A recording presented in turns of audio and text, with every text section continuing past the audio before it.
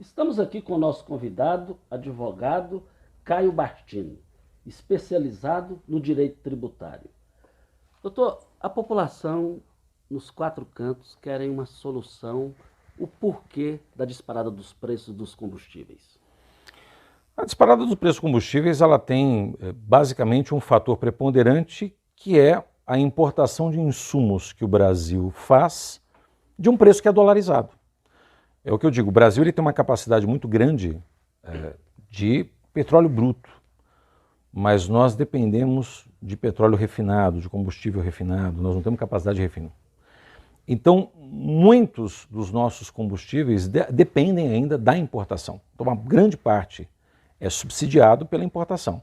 Então, se você tem um combustível que depende de uma moeda forte como um dólar, isso vai impactar no preço interno. E a moeda, o real, ele teve uma boa valorização, se nós pegarmos ao longo do tempo, pelo menos nesse último ano, ele teve uma boa valorização, mas ainda assim ele está aquém daquilo que o próprio dólar é enquanto moeda forte. Então isso vai impactar significativamente a questão do próprio preço da própria política interna do Brasil. O preço do combustível tem possibilidade de voltar o que era? Não, eu entendo que não. Impossível? Eu entendo que é muito difícil falar impossível, mas eu entendo que é muito difícil retornar ao status quo, tendo em vista justamente a questão do próprio preço do barril do petróleo, a própria questão da conjuntura econômica. Eu entendo que ele pode diminuir de preço e tentar chegar num nível de estabilidade melhor do que ele se encontra hoje. Mas chegar ao patamar que nós tínhamos há anos anteriores, há 5, 6 anos anteriores, eu acho bem difícil, com base na questão que nós vivenciamos hoje da política externa, que o Brasil faz parte também. E o botijão do gás e a chegada do carrinho na hora do supermercado, na hora de pagar no caixa, tem uma possibilidade de ter menos susto? Essa possibilidade de ter menos susto, Costa, ela está invariavelmente vinculada à nossa política de tributação no Brasil. Nós temos uma política de tributação no país que ela é muito grande sobre produção e sobre consumo. Nós tributamos muito consumo, tributamos muito produção. E quando a gente tributa consumo, tanto aquele que tem maior poder aquisitivo quanto que tem menor poder aquisitivo acaba sofrendo esse tipo de impacto. É óbvio que, consequentemente, aquele que tem menos capacidade econômica vai sofrer muito mais pela desvalorização da própria moeda em decorrência dos anos.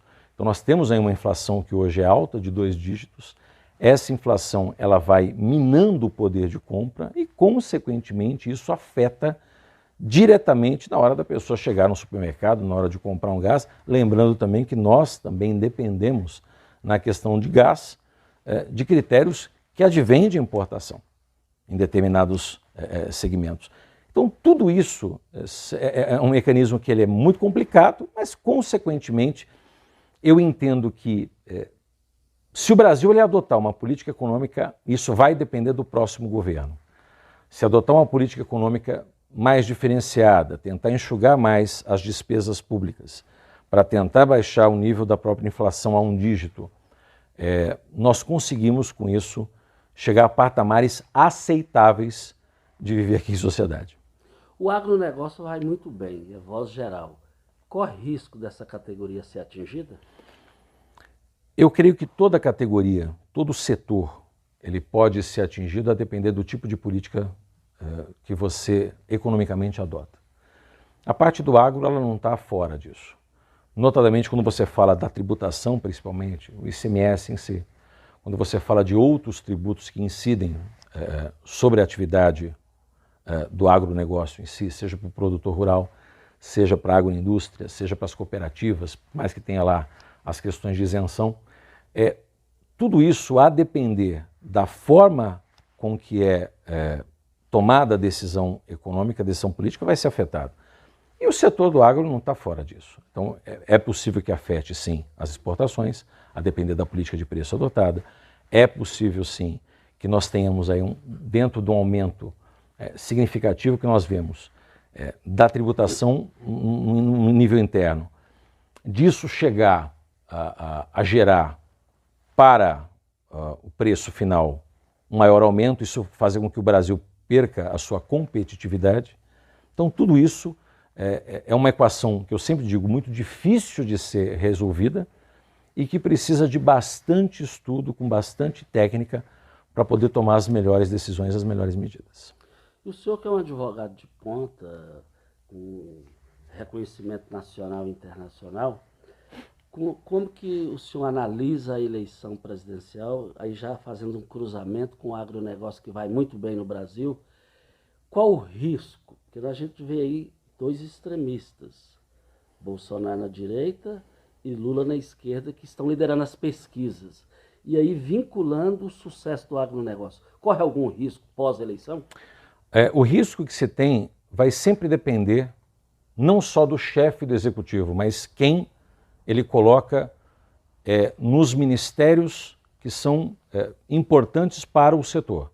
Seja o Ministério da Economia, seja o Ministério da Agricultura, Pecuária, dentre outros. Então, a depender dos nomes e da política adotada por estas pessoas do alto escalão, os seus ministros, aqueles que vai ser colocados como indicação para a assunção desse determinado cargo, vai ser por esse tipo de decisão que nós vamos verificar como é que vai se dar o ano que vem.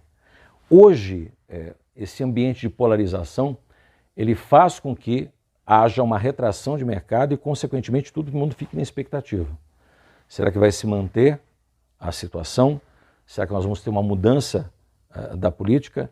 E o que nós, enquanto brasileiros, temos que tomar muito cuidado não é tão somente aquele que assume a chefia de determinado poder, executivo, legislativo, do executivo federal, executivo estadual, executivo municipal, mas quem são as pessoas do alto escalão que também têm poderes dentro de setores que são importantes e quais serão as políticas adotadas. É óbvio que quem dá a diretriz, quem é o maestro de toda esse grupo, esse componente, é o chefe do executivo.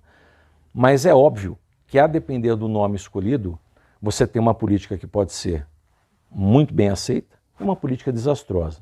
Vamos lembrar, por exemplo, daqueles que se recordam da situação do governo Fernando Collor, qual foi a política adotada pela Zélia Cardoso de Mello.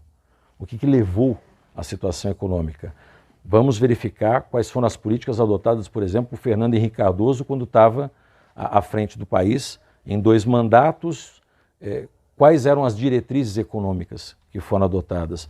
Os 2 governos Lula, governo Dilma, a transição do governo Temer, governo Bolsonaro. Então, o que nos interessa diretamente, que deve interessar sim a questão do brasileiro a depender de quem você coloca na chefia, quem serão as pessoas que farão parte daquele grupo seleto de ministros, de secretários de Estado e que terão decisões importantes a serem tomadas e que pode sim levar a uma conjuntura econômica melhor ou pior para o desenvolvimento nacional. A sua mensagem final para o eleitor brasileiro, visando as eleições desse ano? Mensagem final que eu digo para qualquer eleitor, para qualquer contribuinte do nosso país tome, independentemente do jogo democrático, daquele que você goste ou deixe de gostar, nunca tome uma decisão por ter políticos de estimação. Porque eu gosto mais desse ou daquele. Analise as propostas, analise as ideias, analise aquilo que ele pretende trazer para o desenvolvimento do Brasil e aquilo que ele pretende colocar para o que melhor atenda o interesse nosso enquanto coletividade. Então, desprovido de paixões, não se trata de torcida. É Flamengo, é Vasco, é Corinthians, é Palmeiras, não é torcida. É tão somente tomar decisões daquilo que melhor vai atender o nosso interesse enquanto nação. É esse o recado que eu dou a todos. Muito obrigado aqui ao Dr. Caio Bastini, advogado tributarista, advogado de ponta no estado de São Paulo, que visita Rio Verde hoje.